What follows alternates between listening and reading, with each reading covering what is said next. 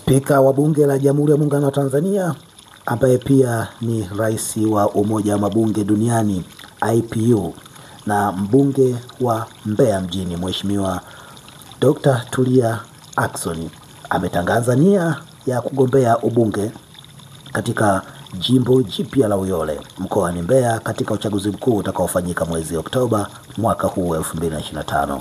Dr. Tulia ametoa tamko hilo leo tarehe 23 mwezi wa 5 2025 alipokuwa akihutubia mkutano mkuu maalum wa wilaya ya Chama cha Mapinduzi CCM, ambapo amesema kuwa ameamua kufanya uamuzi huo ili kuwahudumia wananchi wa Uyole kutokana na kasi ndogo ya maendeleo iliyopo katika eneo hilo.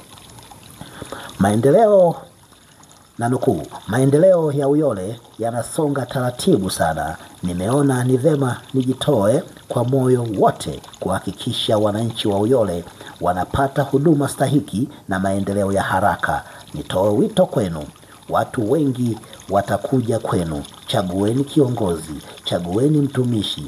Itasaidia sana kuendelea kuyakimbiza maendeleo ya jamii, amesema Tulia Ackson.